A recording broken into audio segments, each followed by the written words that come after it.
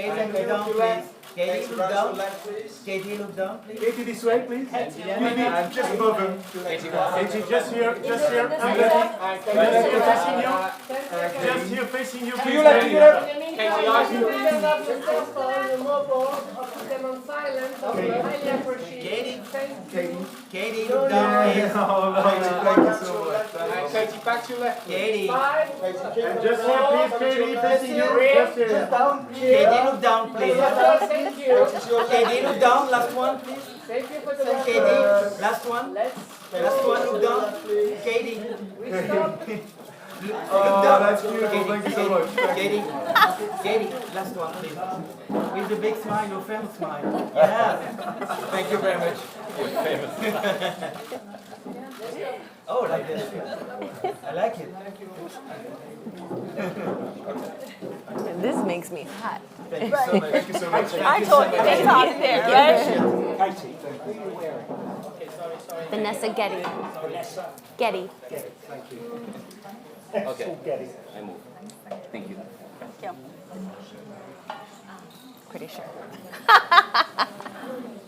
All right. Everybody is very excited to hear from you today. Oh my gosh. Wow. So, first of all, welcome Thank to the Cannes you. Film Festival. Thank you so much. What a nice welcome. This is incredible. It's incredible. I can take no credit for it, but the setting is so beautiful. Now, just earlier today, you announced an exciting new partnership where you are going to be mentoring female filmmakers in Saudi Arabia. Yeah. Can you tell me how this partnership came about and what the work is that you'll be doing? Yes, well, it's very new right now. It just came about, and I'm very excited because I'm going to have the opportunity to work with some women in Saudi Arabia and help them craft different projects and see them to fruition, and hopefully get them into help them try to get them into a festival. And I'm excited to hear their stories, what they want to express and make a film about. So, yeah. Now, why is it important for you to work with women from all over the world and really help them achieve their aspirations? Well, I think it's always exciting for me personally to get to know women from all over. I learned so much, and particularly with these women, I think it's very exciting that there's more opportunities for them and to be a part of an opening, if you will, of their ability to create and to help to get their expressions out into the world on an international level. I think will be very rewarding, and I'm very excited.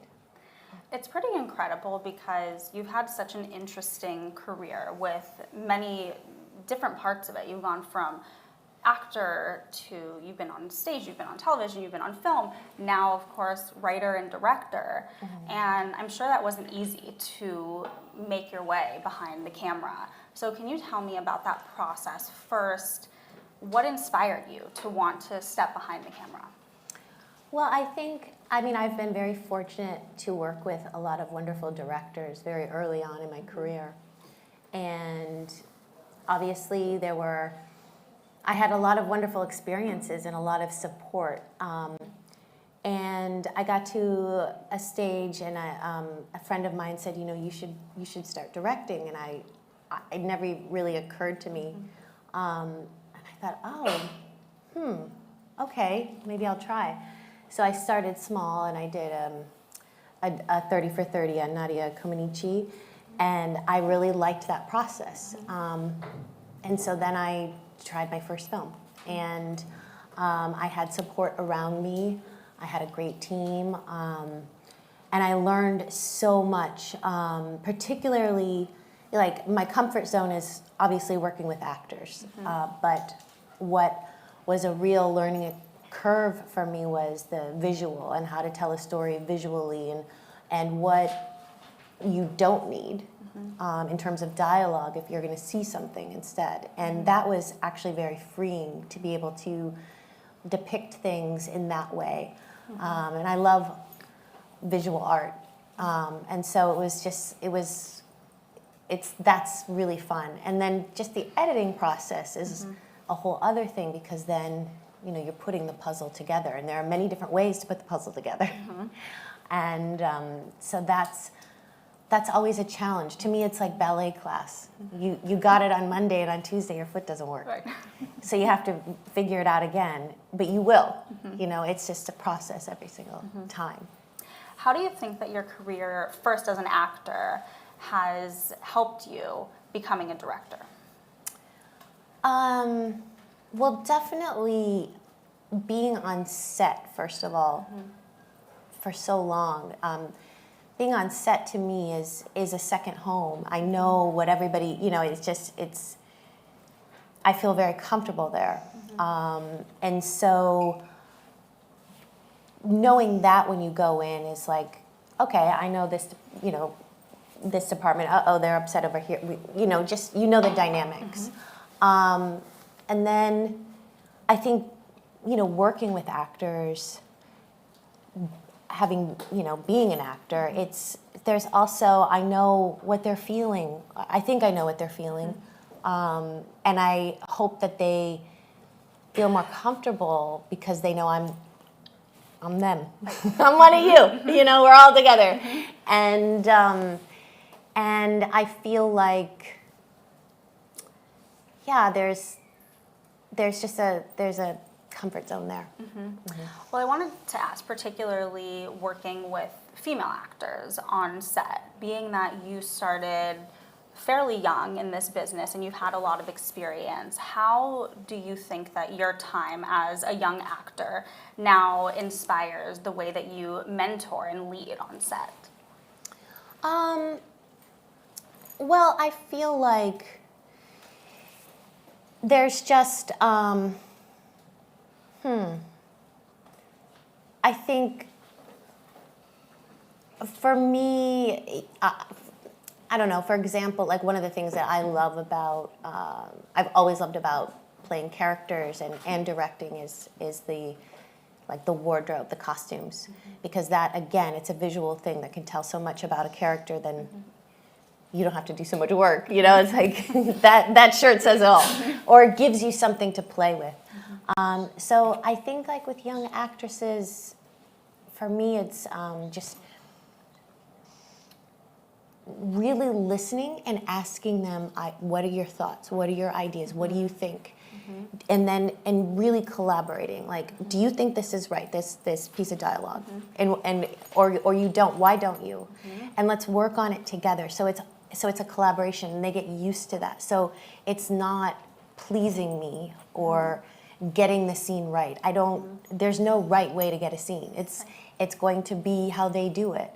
And I feel like trying to really teach them that it's okay, there's no mistakes, and just be free. That's really important to me, because I feel like there's sometimes just this, I think it's because of the audition process, you know, I want to be picked, I want to be good, and then you enter into the set with that, and you're already good. It's not what you did, it's who you are. Right.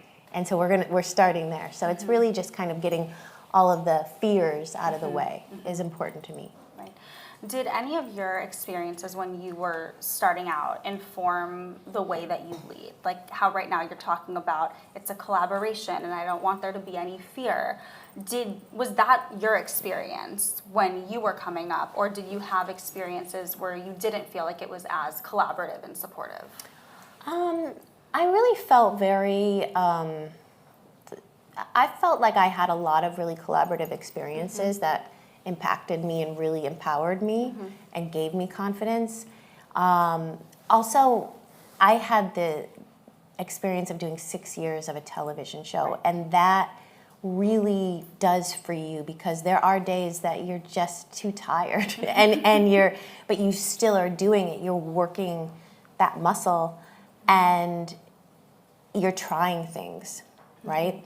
And so I think that experience mixed with I remember one of my favorite experiences was working with Curtis Hanson, And I entered that experience really nervous, and, it was amazing actors in it, and I just wanted to do a good job.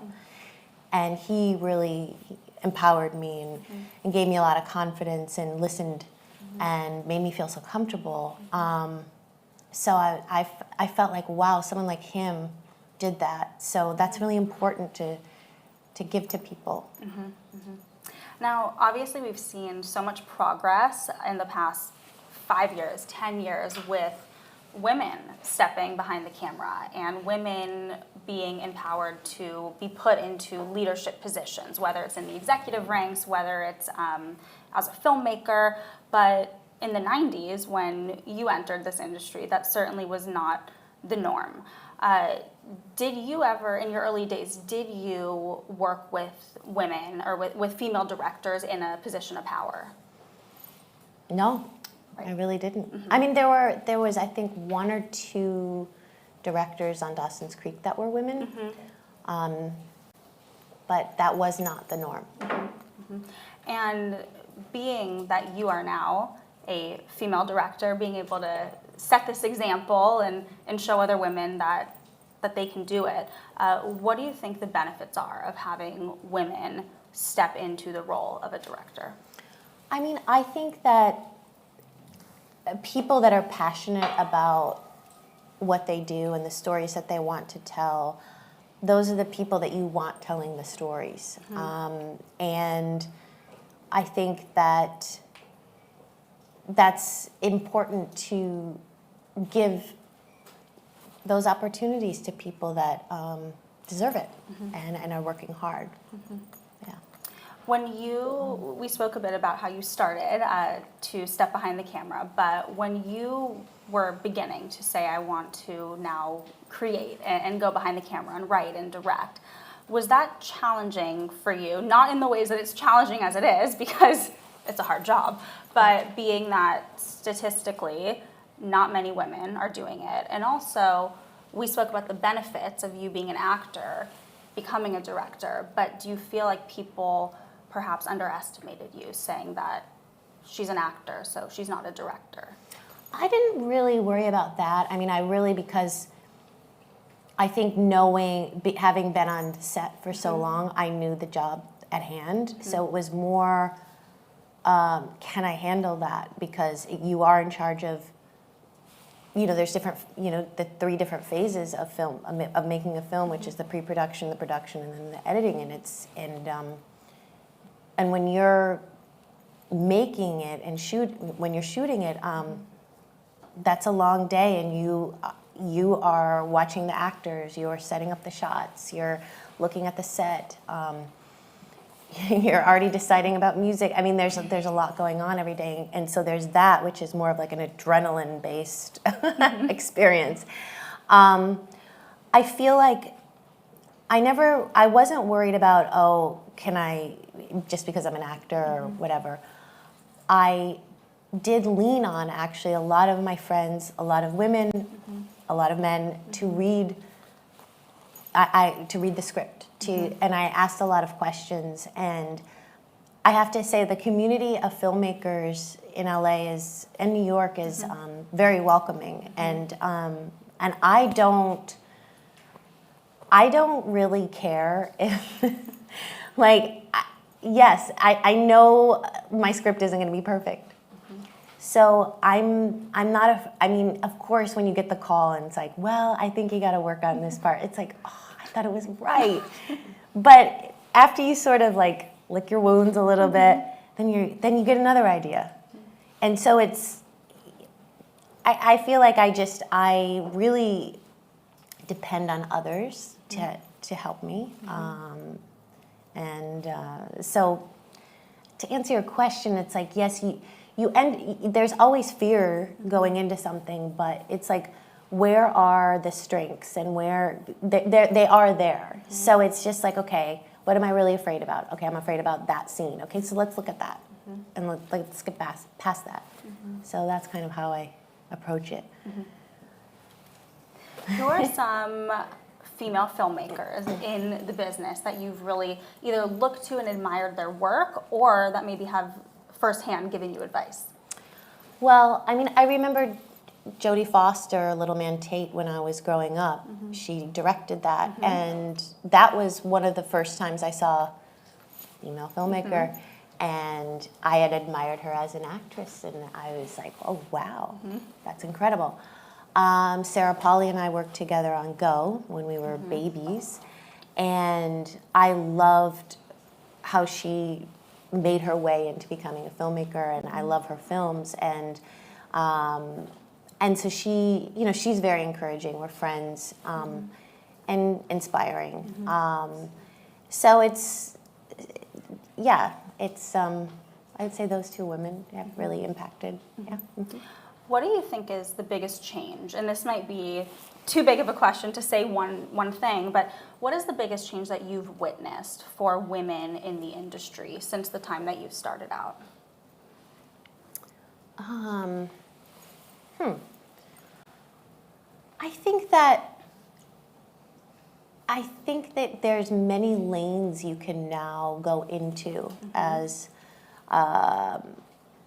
a creative person, and they're open, and I think that that's really exciting. And I have, you know, you can try a lot of different things now.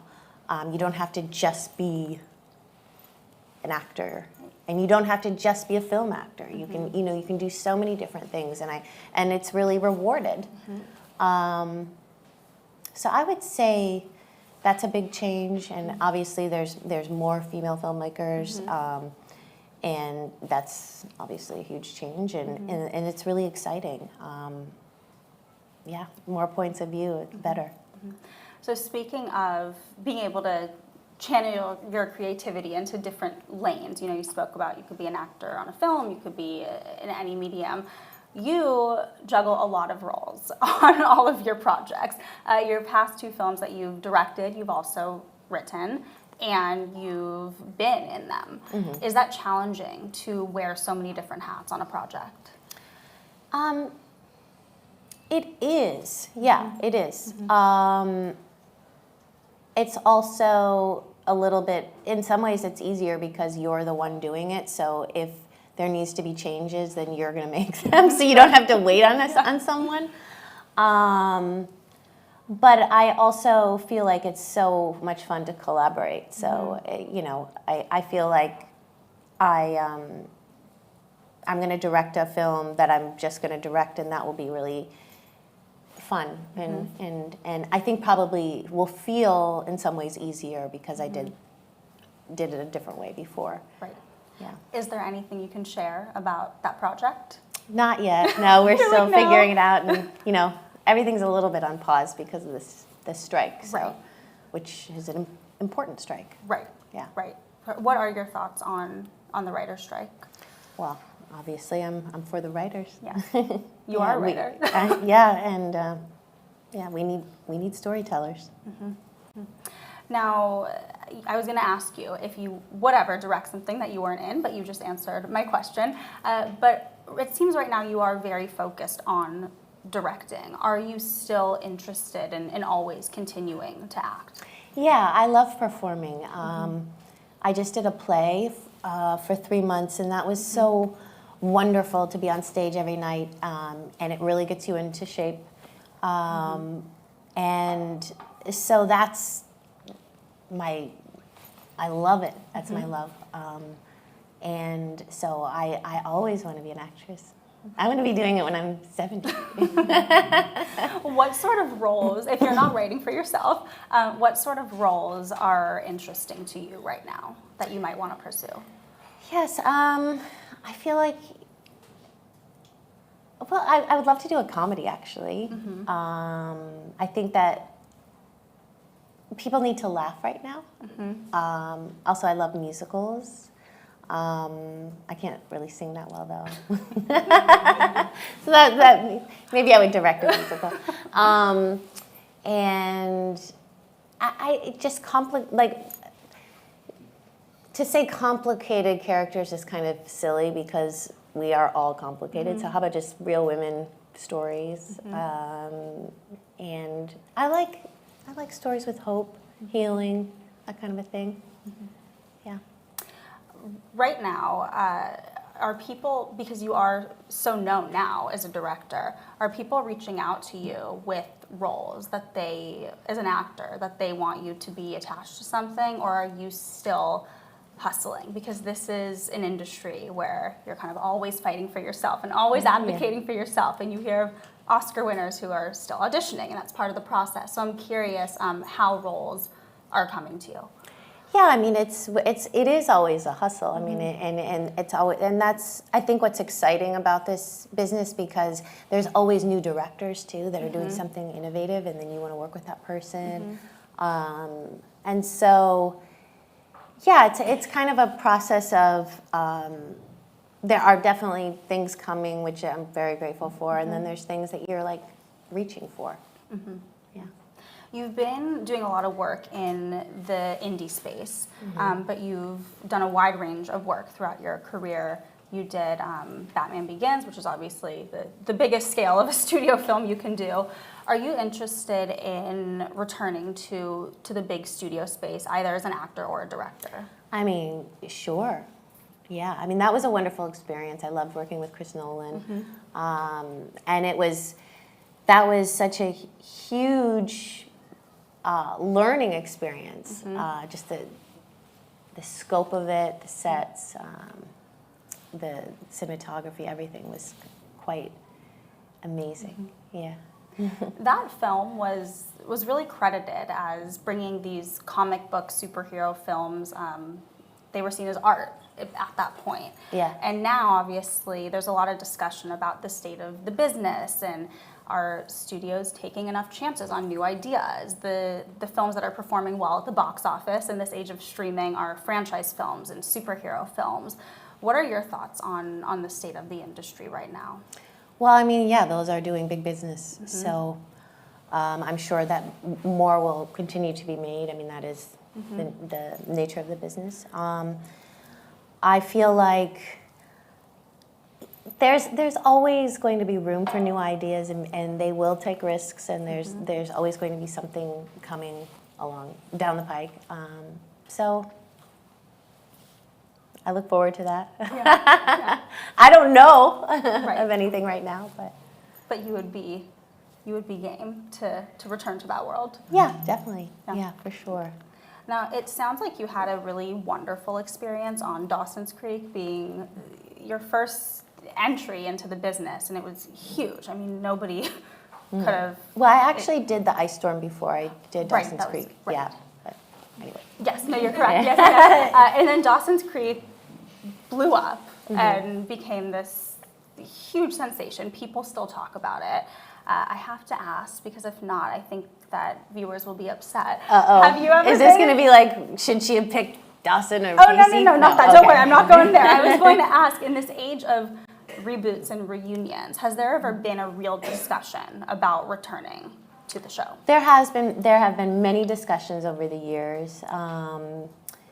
And you know, we all loved the experience, and so there's a protection that comes along with the discussion. And it was, in many ways, the show was a time capsule. And so to put it into today's world might tarnish it a bit. I mean, it was right before everyone had a phone and social media and all of that. So there was an innocence that was there between these characters. That was one of the things that I think people liked about the show, and so to put it into the setting of today's world, I don't know. We've often talked about it, and we kind of go back to, like, it was really special how it was, you know, and it's right there. So for now, we kind of just keep saying, like, I don't, until there's like a real reason, you know, to do it. It hasn't been something that anyone has said, like, no, this is the take on it, where we're all like, oh, right, you know. Do you go back and watch the show, or do you go back and watch any of your older work? Sometimes, yeah. Sometimes I go back and I'm like, because it's like memories are in every single shot. Like, oh my gosh, I remember that day, or that was so-and-so's birthday, or that's when it rained and we had to go and shoot something else. Sometimes I watch old movies to see if they hold up, and like if I'm like studying the director's work, because when I was doing it, I was just focused on me. Yeah, so I do. Yeah. So since this is a Women in Motion talk, I wanted Yes. to ask, what is your best piece of advice for young women today? Young women today. Yes. What is my best piece of advice for young women today? I think it's, I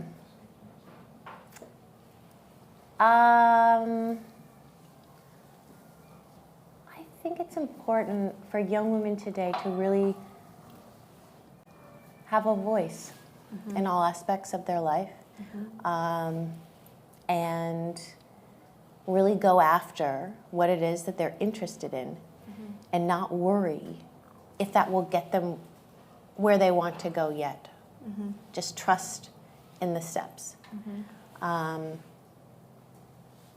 think we're in a very result-oriented society. And I think like for women, like just keep moving forward. That's it. And trust yourself. Believe in yourself. Be your biggest advocate. That's important. When you started out in the 90s, it was a very different time in Hollywood, particularly for women. There wasn't as much protection over women, certainly young women, and I think now something really positive we're seeing is women embracing their own narrative. And we look back at that time, and everybody, I think, realizes maybe what they did wrong, whether it's society or the media. When you look at the business today, do you feel more empowered by what you see? I do feel more empowered, definitely. I mean, I think that, yeah, women are being rewarded for, like you said, owning their narrative, and I think that's very important. And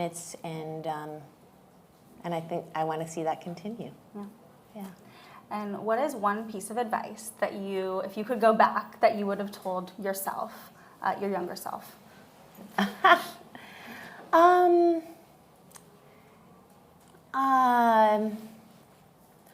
I think probably just, I don't know. I think probably take the pressure off a little. I was because I was so young when I started, and it was a work, and I always wanted to do a good job, like I was saying, and I think that I'm not so sure putting the pressure on yourself really helps you. So I would say, like, ease up. Yeah, but it'll all work out. Enjoy it. Clearly, it all worked out. Well, thank you. Yeah. Now we have one question from social media that somebody sent in, so let me pull this up. All right. What are the things that you look for when making a movie? The things that I look for when I'm making a movie, well, I want it to be an experience for the audience. So what I look for is something like, I really like to have a very saturated frame. I like color. I like warmth. I feel like that's very inviting to the eye, and it takes you, then you're really invested as the audience, and I want that connection. Actually doing the play this year was, just this side note, was such a wonderful experience of connecting with the audience, having that pure experience. And it's like, it reminded me, yes, when you're making a film, even though you're far removed from the audience, you're doing it for them. And so creating that palette is important to me. And it also gives more space to the actors, right? And so I look for that visually, and really learn, how that camera is moving, and the motion of the film. Like, my taste right now is more like fluid, not a fixed camera. So I would say that, and then I also love like naturalistic, even though that's not necessarily a very saturated frame, but like in terms of dialogue, I like a lot of improv. I'm a huge John Cassavetes fan. So that's always kind of in the back of my mind, a goal.